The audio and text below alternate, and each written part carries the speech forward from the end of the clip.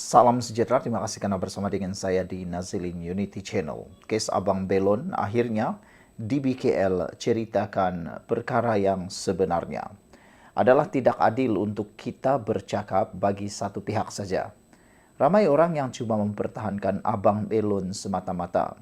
Memang patut untuk beliau dipertahankan kerana menjadi hak beliau untuk dapat dipertahankan. Tetapi yang hebatnya banyak walau dan banyak juga pihak-pihak politik yang menunggang isu ini. Mereka menyatakan perkara yang mereka tak tahu 100%. Ramai orang juga yang tumpang sekaki menunggang isu ini. Walhal mereka berada di negeri yang lain, tidak berada pun di Kuala Lumpur ketika kejadian itu. Jadi, nak tahu cerita sebenar perlu diketahui dari kedua-dua pihak. Kalau di pihak sebelah telah tular video berkait dengan Abang Belon ditibai, kononnya ditibai.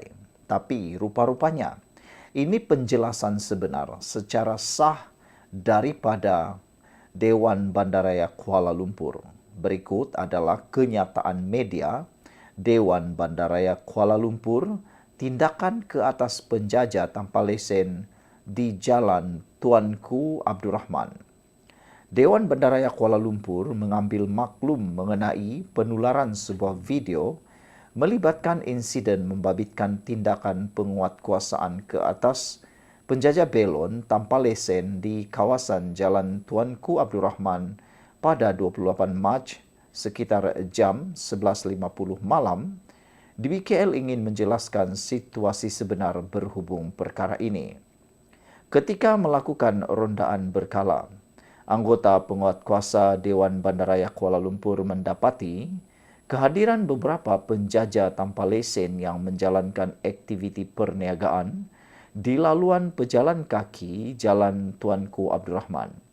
Kehadiran mereka telah menghalang pergerakan orang ramai dan menyebabkan kesesakan, terutamanya ketika musim persiapan sambutan Aidilfitri yang menyaksikan kehadiran pengunjung yang terlalu ramai. Seperti amalan biasa, Dewan Bandaraya Kuala Lumpur akan memberikan teguran terlebih dahulu sebelum sebarang tindakan penguatkuasaan diambil. Penjajah tanpa lesen lain telah memberikan kerjasama dan beredar dari kawasan tersebut. Namun begitu, seorang penjajah Belon enggan mematuhi arahan dan terus berniaga seperti biasa, walaupun sudah diberi teguran sebanyak 2 kali.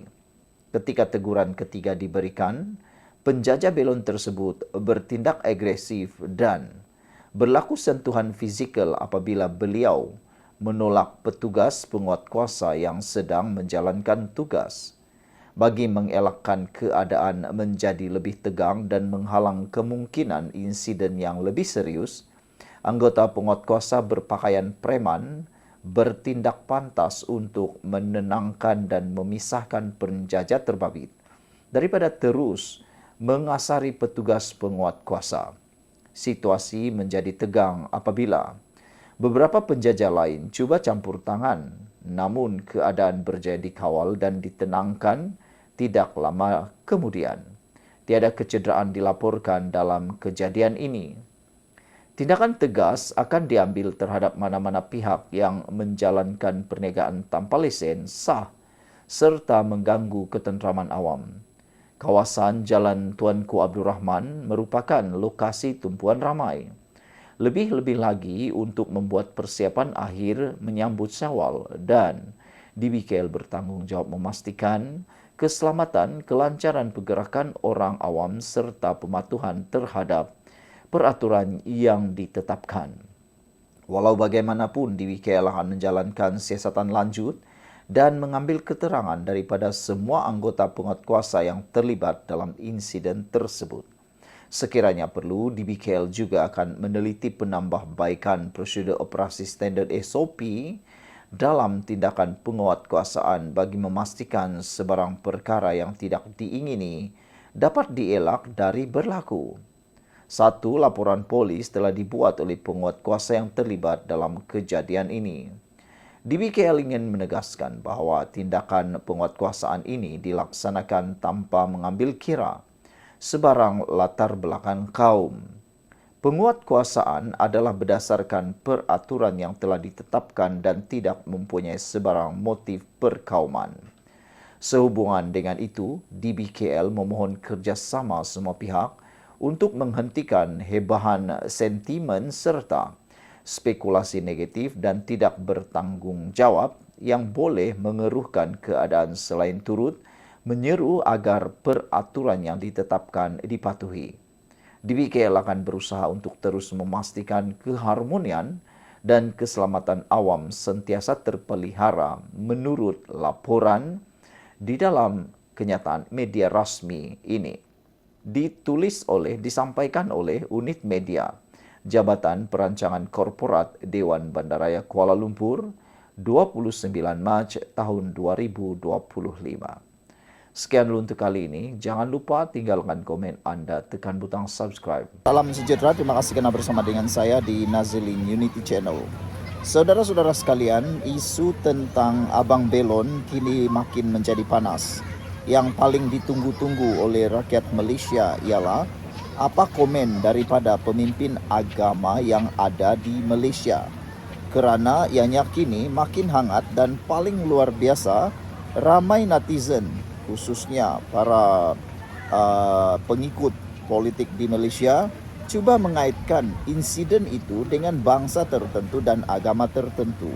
Itu sebabnya yang paling ditunggu-tunggu oleh netizen ialah komen agamawan ataupun ahli agama yang ada di Malaysia, khususnya ahli agama yang melibatkan orang Islam. Akhirnya Mufti Perlis bersuara.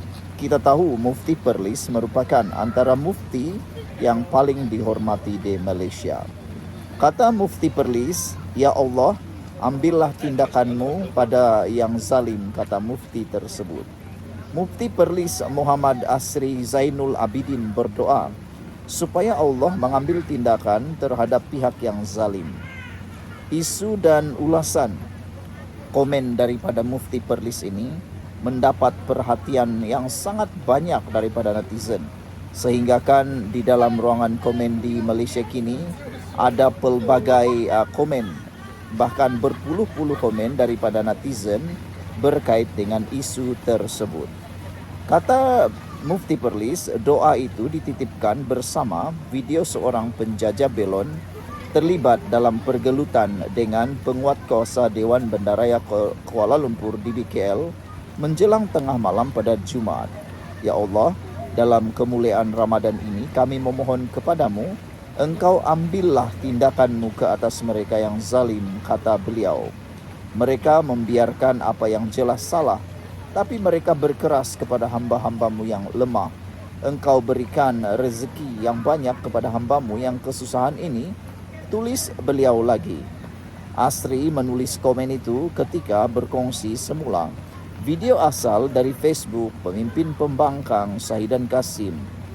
Video itu direkam pembantu Syahidan yang melawat penjajah asal Pahang itu ketika dia mendapatkan rawatan di Hospital Serdang. Terdahulu, tular video pergelukan penjajah itu dan pegawai DBKL di tepi jalan di Ibu Negara. Suasana kecoh dengan kemarahan peniaga lain serta orang ramai yang lalu lalang. DBKL mendakwa insiden bermula apabila penjajah belon itu menolak penguatkuasa dan tidak mengendahkan arahan beredar kerana mengganggu lalu lintas. DBKL mendakwa penguatkuasanya cuma mahu menenangkan dan memisahkan penjajah terbabit daripada terus mengasari petugas penguatkuasa. Penjajah itu menafikan telah dihalau beberapa kali sebelum tindakan diambil. Tidak sama sekali, kata beliau. Tidak betul. Saya nak jumpa mereka pun saya takut, katanya kepada seorang pegawai pemimpin pembangkang Syahidan Kasim. Sekian dulu untuk kali ini. Jangan lupa tinggalkan komen Anda untuk isu kali ini. Jumpa lagi. Bye-bye.